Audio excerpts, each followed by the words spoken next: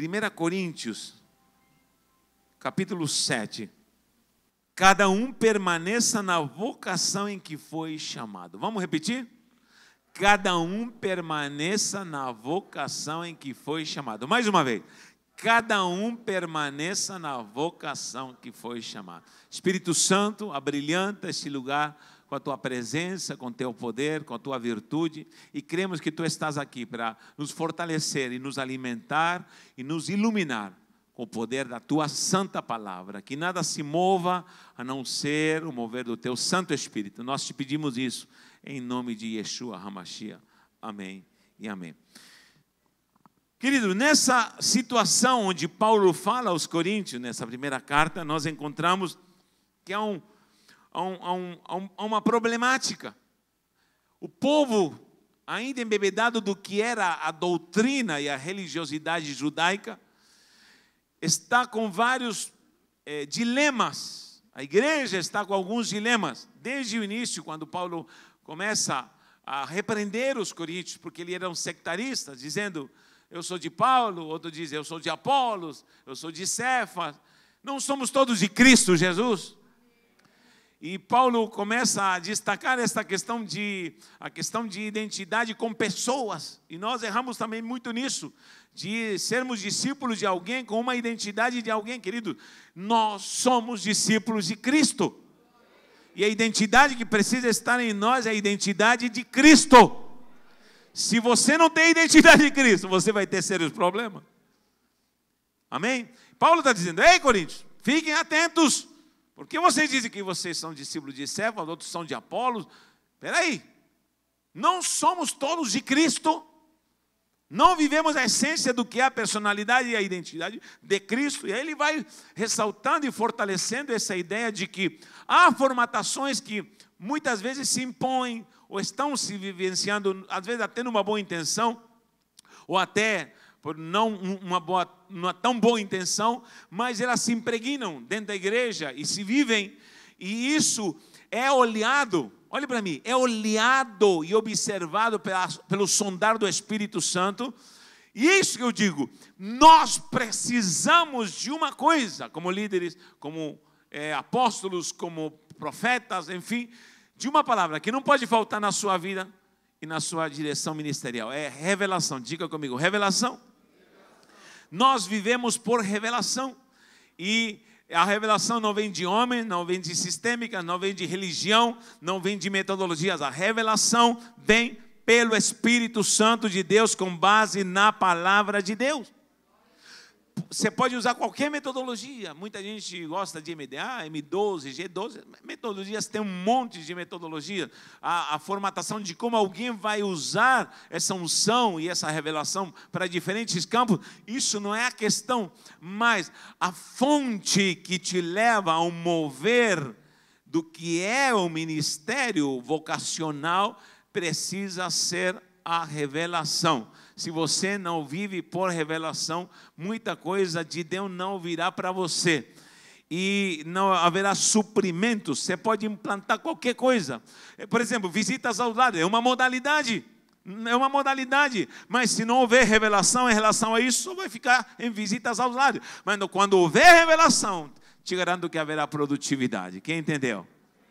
Você pode fazer células, sim, é uma modalidade, mas ela precisa ver com revelação, se não há revelação. E, enfim, a visão de lares, a visão do ID, a visão apostólica precisa ser promovida e movida por revelação. Não perca a revelação. Não perca a revelação. A revelação é a tua conexão com o sobrenatural de Deus. E aqui, nessa revelação, vem algo glorioso. Porque a dogmática religiosa, a ortodoxia de tantas coisas que se implantam dentro da igreja, às vezes parece que essa cadência, esse cotidiano vai abafando o que é a revelação. E essa revelação traz o que é o vocacional, o que o Espírito quer fazer. Eu quero fazer muitas coisas aqui nessa igreja, mas algo que o Espírito quer fazer, e eu preciso entender o que o Espírito quer fazer neste lugar. Eu, como pessoa, desejo fazer muitas coisas. Eu, como pessoa, tenho muitos sonhos, muitos projetos. Como esse menino que se formou em advocacia e montou escritório e estava com muitos planos, mas o Espírito Santo lhe disse: meus planos são outros. Eu estou te mostrando Belém do Pará, terra do açaí, larga tudo e vá lá fazer a minha obra missionária. É possível isso? Ninguém acredita mais nisso. É possível que Deus mude o quadro de uma performance de alguém que está, talvez, humanamente querendo fazer o melhor? Ou seja, a revelação trará isso, a revelação. Então, como começa a se manifestar a revelação através dessa unção ministerial? O problema dos coríntios é que muitos estão discutindo: vamos circuncidar os que se convertem agora ou não? Os que já são circuncidados estavam querendo implantar circuncisão. Como que vai ficar alguém que é escravo, que é servo, vai continuar sendo servo? E aí começa um questionamento no que era a religiosidade daquela época. Mas preste atenção. Paulo, na unção do Espírito, diz assim: preste atenção. Não se detenham com modalidades ou com doutrinas ou com moveres religiosos. Isso não leva a nada. Também nada é. Aqui no 19 diz: a circuncisão em si não é nada, e a incircuncisão também nada, mas o que vale é guardar a ordenança de Deus. Qual é a ordenança de Deus? Qual é a revelação através da palavra de Deus? Porque é a ordenança. E aí ele diz: cada um permaneça, esse é o veio principal, permanecer na vocação em que eu fui chamado. Eu preciso repetir essa frase: permanecer na vocação em que eu fui chamado. Por que eu preciso permanecer? Porque há muitas coisas que me levam a ir a outros estágios, e espiritualmente irei a muitos estágios, mudarei, terei novas dimensões para muitas coisas, mas no que se refere à vocação, você precisa permanecer. Vou falar de novo. No que se refere à vocação, você precisa permanecer. E se há algo que você precisa manter, e isso vai te manter e te fazer prevalecer, é a vocação. Eu já vi muito líder, até com habilidade de liderança, que a sua liderança não foi suficiente perante a sua labuta e perante o vendaval, que o pastor Silei disse aqui, não foi o suficiente para mantê-lo. A sua habilidade técnica de liderança não foi o suficiente. Já vi muito líder que desistiu. Há poucos dias o apóstolo Fábio me contava de um pastor lindo, inclusive viajei para ele e para Jerusalém, dormi no hotel junto com ele, pastor de uma geração linda, que deixou tudo, disse: não posso mais ficar aqui. Por quê? Porque estou ganhando muito pouco como pastor aqui na El Shaddai.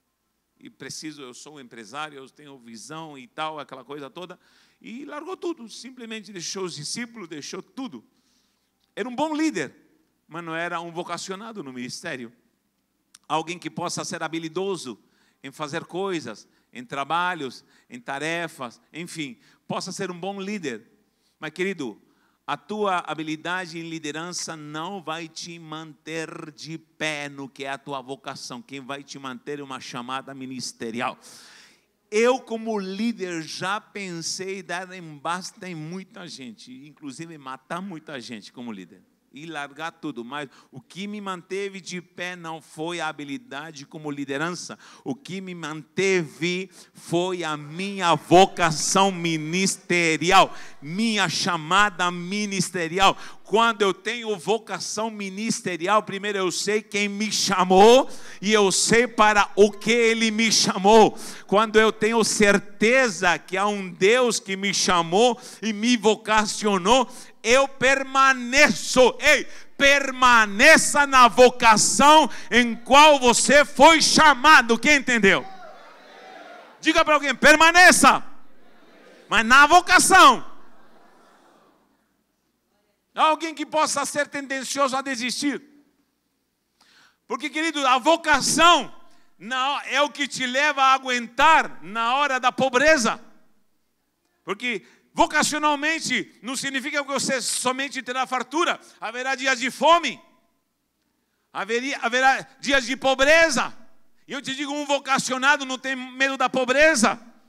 Um vocacionado não tem medo da fome. Eu lhe digo, nesta hora, alguém que está entregando sua vida porque ele está vocacionado para isso. Alguém que está sendo perseguido para isso. É isso que a igreja está faltando, não só líderes, mas está faltando de pessoas vocacionadas que chorem, que gemam, que não tenham medo da chuva, que não tenham medo do ardor da perseguição, que não tenham medo da fome, que não tenham medo da angústia, da tribulação e digam, eu sou um vocacionado. E acabou. O que vai te manter de pé é a tua chamada ministerial. Todo vocacionado ao ministério, ele é líder. Mas nem todo líder tem chamada ao ministério.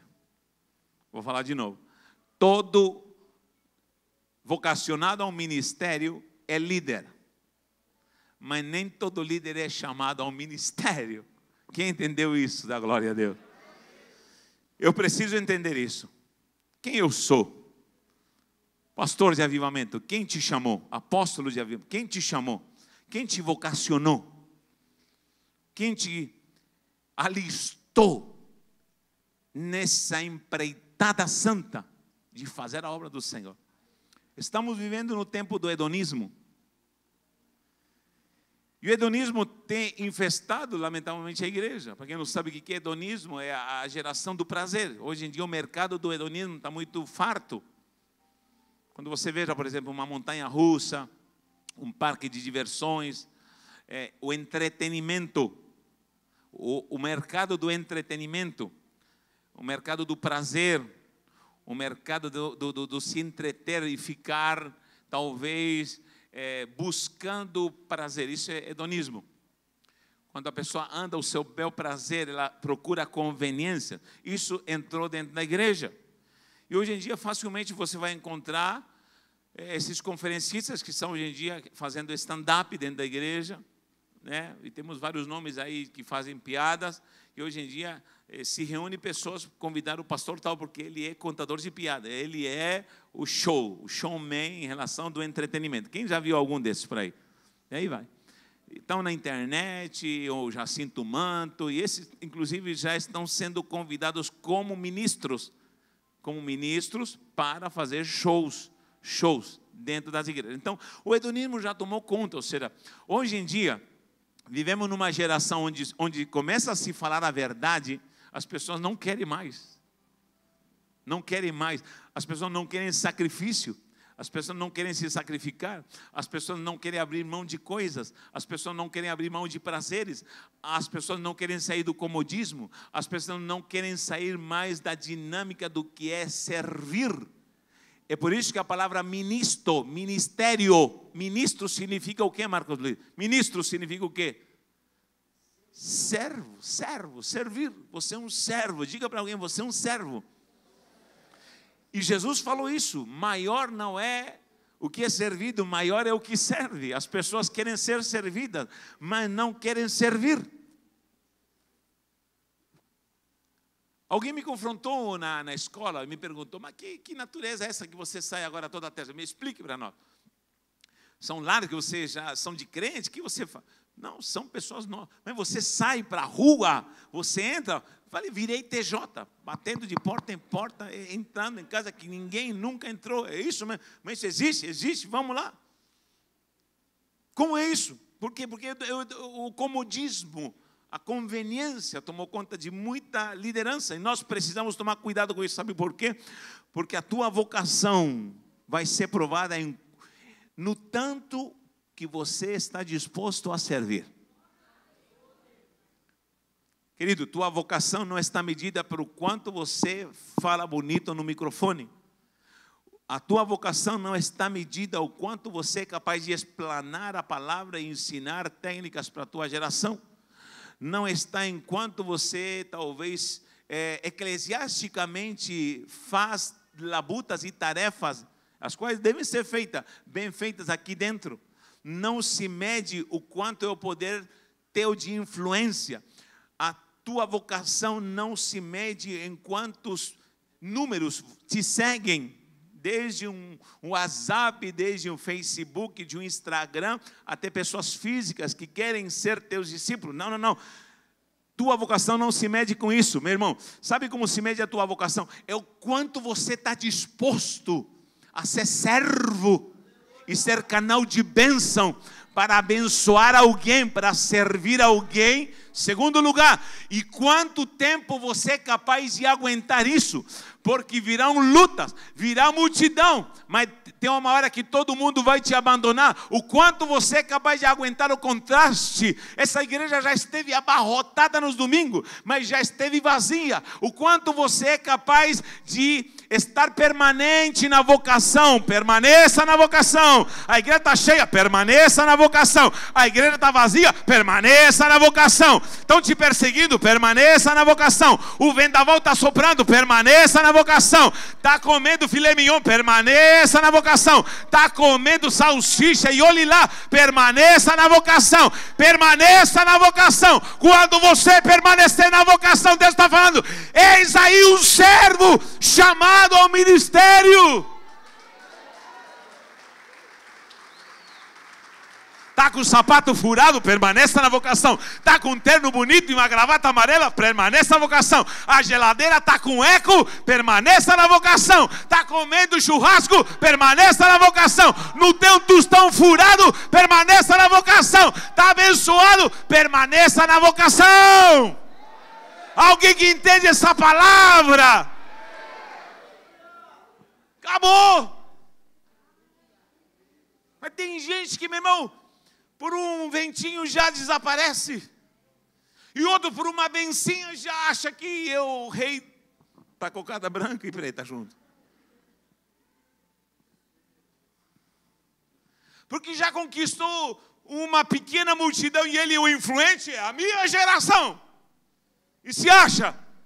E outros porque ganhou 6 e 5 abandonou e só ficou 1, ele quer se jogar da ponte.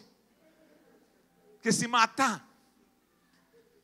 Ah, meu irmão, o vocacionado aguenta a solidão, o vocacionado aguenta a multidão, o vocacionado aguenta a pobreza e o vocacionado aguenta a benção de prosperidade. O vocacionado aguenta a facada nas costas e abraço sincero. Nada sobe para a cabeça, sabe por quê? Eu sou vocacionado, eu sou vocacionado, eu sou vocacionado. Quem crê nisso? Diga: eu sou vocacionado. Dê um aplauso ao Senhor se você é, em nome do Senhor Jesus.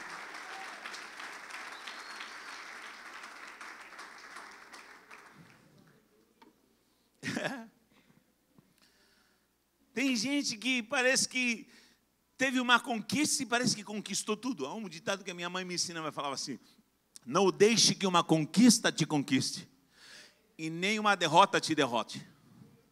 Diga isso para alguém: não deixe que uma conquista te conquiste e não deixe que uma derrota te derrote. Quem entendeu isso?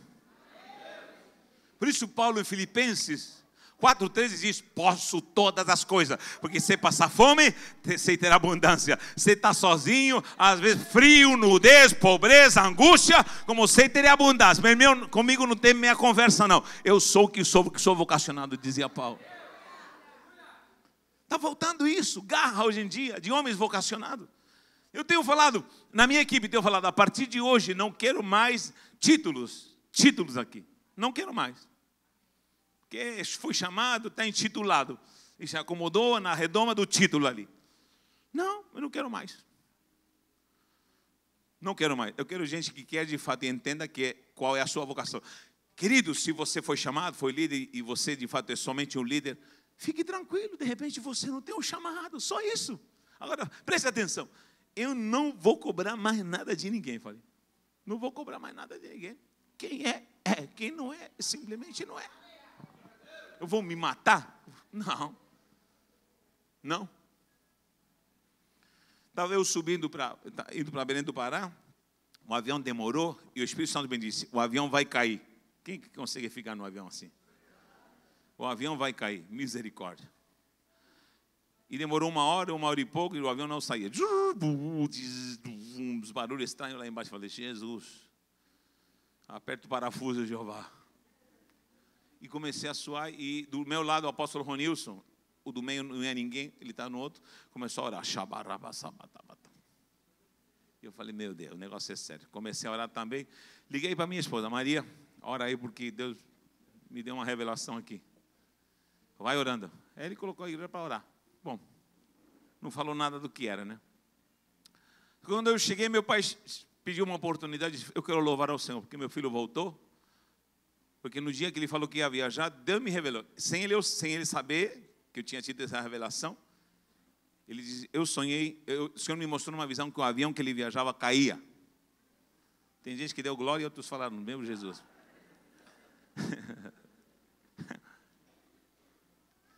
E o que acontece? Quando estava sentado no avião, eu falei assim, Senhor, eu estou nas suas mãos. Eu não tenho nada a ganhar ou perder, eu sou teu servo. Se tu quiser que eu fique pregando, ministre, glória, me leva. Se não, me leva para a glória. Estou aí. Eu sei que tu me chamaste, eu sei que tudo está em tuas mãos.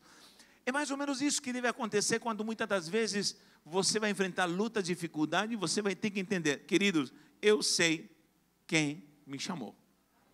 E eu vou permanecer na vocação. Amém?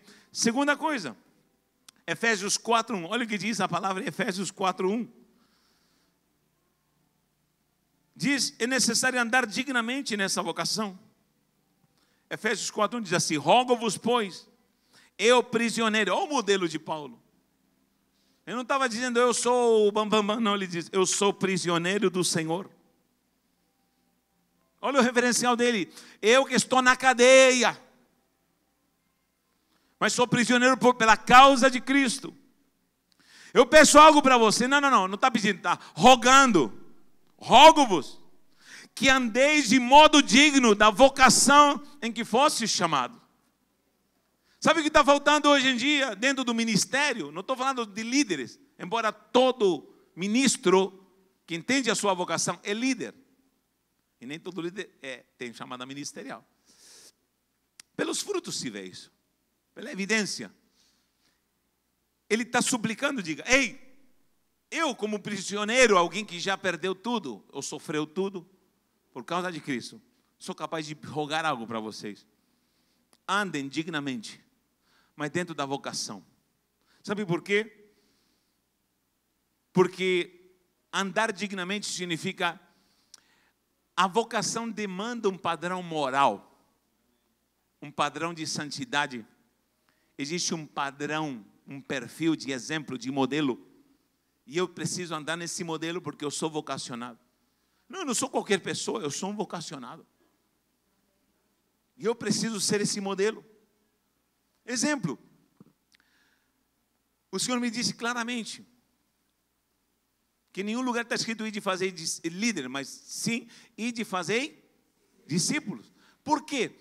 Porque o campo, escute bem, o campo onde se começa a labuta do Espírito, ou mover do Espírito a trabalhar com o barro, é o campo do discipulado. Eu não posso formatar somente alguém à liderança, diz, façam discípulos, porque no campo do discipulado, onde o barro se torna maleável, no campo do discipulado, onde qualquer pessoa, ela entra no que é ser discípulo, eu trabalharei para vocacionar alguém. Ou seja, não existe chamado vocacional, nem ministerial, se a pessoa não entra primeiro no campo do discipulado. Quem entendeu? Então eu não posso levar alguém a ser líder sem autorização da palavra. Não posso, porque a palavra só me autoriza. E Jesus falou e disse, vão e façam discípulos. Quando eu faço um discípulo na direção do Espírito, segundo sua vontade gloriosa, peremptória, essa vontade se cumpre. E no discipulado, ele se torna um campo para que venha a chamada vocacional. E aí nós vamos começar a ter um chamado e convicções certas, profundas em alguém. Eu vou lhe falar de novo. Por alguém que de fato tem convicção da sua vocação, ele é capaz de perder a vida. Eu confrontei alguém antes de vir para cá e numa ligação eu falei assim, e aí, você vai estar hoje? Não, eu estou cansado. Ah, nossa, pensei que você era vocacionado. Eu falei, estou cansado. Ai, meu Deus, agora doeu. Eu falei, é isso mesmo, você é vocacionado. Rapaz, eu creio que tu é chamado de Deus. Tá bom, já passou canção, estou aí já. Que nessa hora vamos ter que enfrentar luta, trânsito, chuva, dificuldade. Mas você precisa ser vocacionado no campo do discipulado. Isso vai te dar patente ministerial. Amém? Eu via numa visão um altar. Escute bem o que eu vou lhe falar. Por isso que eu tenho que ser modelo. Um altar onde havia uma poltrona vazia. E eu perguntei para Deus o que significava isso. E eu sei que cada um tem um altar assim fisicamente dentro da igreja. E essa poltrona está dentro da sua igreja também. Preste atenção. E eu perguntava do que se trata isso. E vinha uma voz bem clara que me dizia assim: nessa poltrona vai ser ocupada por duas personagens. Ou pela verdade ou pela mentira. E eu vou lhe falar, você, se é ministro, no teu altar, ou como igreja, ou como pessoa, haverá um trono. E duas pessoas vão ocupar. Ou a verdade, ou a mentira. E eu vou lhe falar uma coisa. Quando a mentira toma conta, você sabe que quem é o pai da mentira? É o inimigo, Satanás. Ele se aposta desse trono. É quando eu vivo, ou ensino, ou prego algo que eu não vivo. Qualquer coisa que eu ensine, e eu não vivo isso. Se eu quero formatar discípulos, só que eu não sou discípulo, eu estou mentindo. Se eu digo para vocês, jejuem, e eu nunca jejuo, eu estou mentindo. Se eu digo para você, se consagre, cuidado com as redes sociais e toda essa coisa que via online. Tome cuidado, porque isso é maligno, muitas vezes desvia. E eu estou vendo coisas, fazendo coisas que não agradam ao Senhor, eu estou sendo mentiroso. Toda vez que eu digo para você, ore, ore, ore, eu não oro. Vamos no monte, eu não vou no monte. Eu digo para você, será fiel, e eu não sou fiel. Se eu digo para você, como nós somos pastores, me incluo, peritos em falar, traga seu dízimo, traga sua primícia, traga sua oferta, e eu não faço isso, eu me torno mentiroso, automaticamente, ela se senta no trono. E Deus me mostrou isso claramente. Ela vem aqui e se assenta no trono. Se eu digo para você, ame vidas, ame a Deus e faça obra, visite lares, faça obra social, e eu não faço isso. Tenho tempo para tantas coisas e eu não faço isso. Eu estou me tornando mentiroso. E Paulo está dizendo, ei, a que extremo você é capaz de ir na tua chamada vocacional? Eu fui tão extremo que me prenderam. Perdi minha liberdade. Me condenaram. E posso dizer que sou prisioneiro de Cristo. Fui preso, fui açoitado, trago marcas do Evangelho. E eu tenho liberdade, Paulo dizia, de rogar a vocês que andem dignamente, com modelo que será padrão da vocação em que vocês foram chamados. Porque se vocês não fazem isso, vocês estão se enganando e a mentira está governando o teu altar. Se eu ensino que eu devo orar, é porque eu oro. Se eu ensino que eu devo ter disciplina, eu tenho disciplina. Hoje até aprendi disciplina até no comer. Até no comer. Aprendi nessa disciplina, um exemplo, que eu posso comer no máximo 3 ou 4 frutas por dia. E se eu como uma banana, não posso comer a segunda durante o dia. Eu aprendi isso. Porque eu comia uma dúzia. E eu falava, fruta não faz mal? Faz. Ou uma banana, maçã, uma mexerica e uma uva, um cachinho, tudo com medida. E se eu já comi essa banana do dia, não como mais banana hoje. E se eu comi a maçã, é a maçã do dia. Misericórdia. Tem gente que está me olhando assim. Hein? E se é uma mexerica, é uma. Só que eu chupava 10, 12 para ser profético. E eu falava, fruta não faz mal. Faz. Faz. Se é excesso, faz. Aprendi com o mestre de karatê, faixa preta, de que eu devo comer o que cabe na minha mão. Porque antigamente era a montanha do Everest. Agora aprendi disciplina. Disciplina. Se eu não prego disciplina, se eu não vivo disciplina, como eu poderia ensinar disciplina? Quem está me entendendo? Ou eu vivo uma mentira, ou eu vivo uma verdade.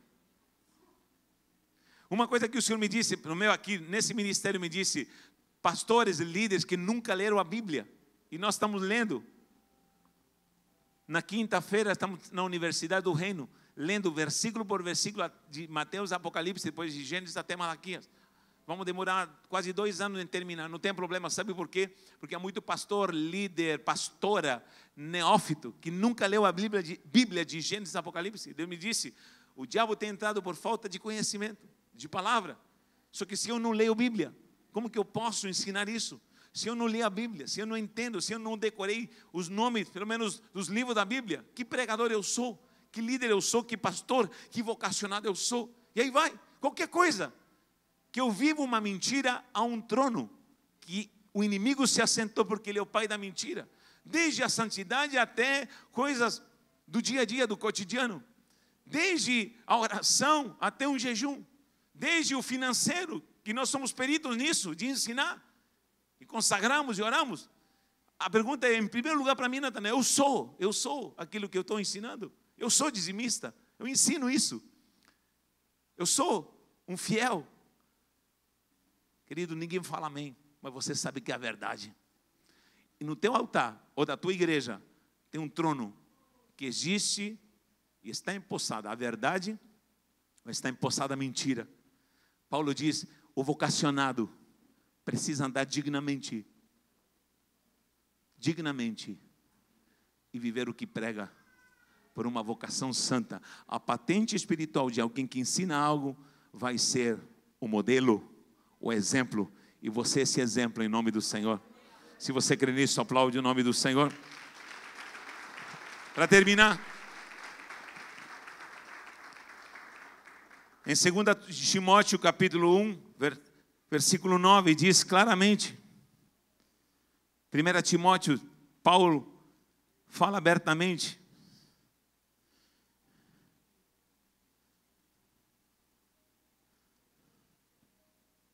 2 Timóteo capítulo 1, 9, diz assim, segundo o seu poder que nos salvou e nos chamou com santa vocação. Essa vocação é santa.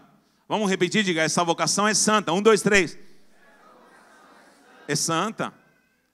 Não segundo as nossas obras, mas conforme o seu próprio propósito. Diga comigo, propósito. Propósito na graça que nos foi dada em Cristo Jesus antes dos tempos eternos. Sabe o que Paulo está dizendo aqui? Vou traduzir se você não entendeu. Ei, antes dos tempos, antes da eternidade, que data é essa? Só Deus sabe. Mas Deus já tinha propósito na vocação que você recebeu. Vou falar de novo, antes da fundação do mundo, antes da eternidade, o Senhor está falando, havia propósito, ou seja, a vocação que você tem, vem com propósitos.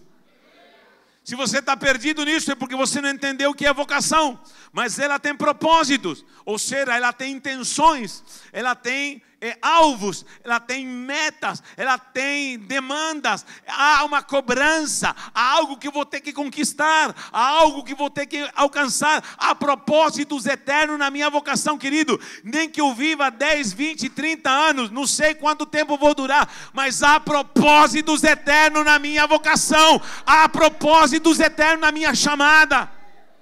E Deus quer cumprir esses propósitos. Só que meu racional, minha humanidade, a minha mesquinhez, minha humanidade não consegue entender. Por isso, líder que não tem revelação nunca vai entender uma chamada. Perca qualquer coisa que não servir, mas nunca perca a revelação.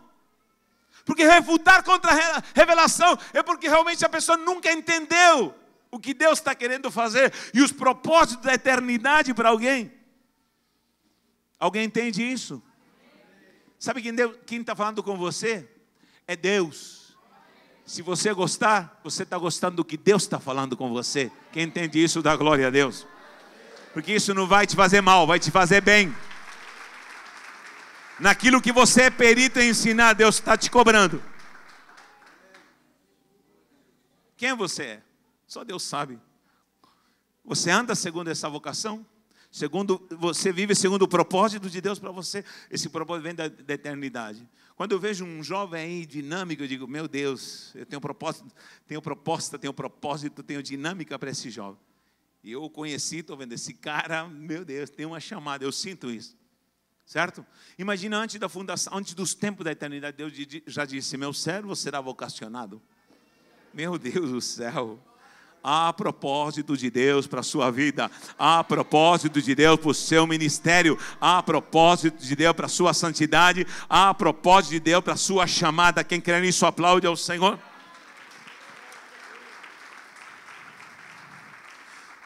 Filipenses 3,14, para já participarmos da mesa. Paulo diz, prossigo para o alvo da soberana vocação.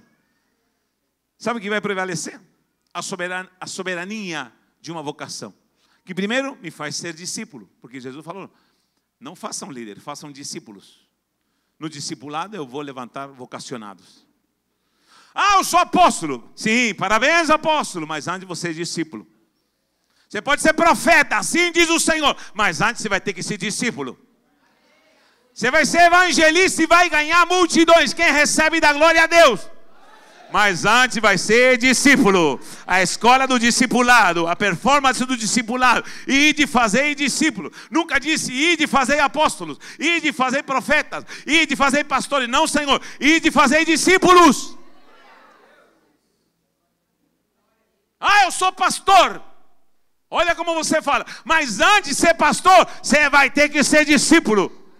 Ah, eu sou ensinador, conferencista das revelações do ensino. Mestre, parabéns. Mas antes, a quem você dá contas, mestre? Você tem que ser discípulo. Alguém que você vai ter que bater continência. Eu tenho um aluno que chama-se Fábio Abud, senta na minha sala de aula toda quarta-feira. Inclusive, convido vocês para verem que glória está descendo naquela sala de aula. E ele se assenta. Ai, se eu falar algo contra o que fira. Eu combato ideias de homens, mas eu tenho uma âncora firme que chama-se palavra de Deus e revelação. E quantas vezes vi ele mexendo a cabeça como querendo dizer verdade? Temos falhado nisso? Por quê? Porque a palavra traz revelação. E nunca me ufanei, nem quis me sobressair, porque meu líder está na sala de aula pegando aula comigo. Misericórdia. Nunca me ufanei. Muito pelo contrário, sempre honrando, sempre trazendo, sempre apresentando todo o perfil do que é a escola, desde o financeiro até o espiritual e as propostas. E toda vez quando ele se reúne com o discipulado, ele diz, como diz o apóstolo Natanael, e eu louvo a Deus por isso. Sabe por quê? Porque isso é honra de alguém que vê uma pessoa que alcançou um grauzinho, mas é discípulo. É discípulo. E ele sempre diz, é discípulo, está aqui porque é discípulo, do contrário não estaria aqui, porque eu tenho zelo com esta casa. Ele diz, eu tenho zelo que o que vai ser ouvido é discípulo. Alguém precisa reconhecer que você é discípulo. Você vai ganhar o mundo inteiro, mas antes vai ser discípulo. Você vai ser o apóstolo de multidões, mas antes tem que ser discípulo.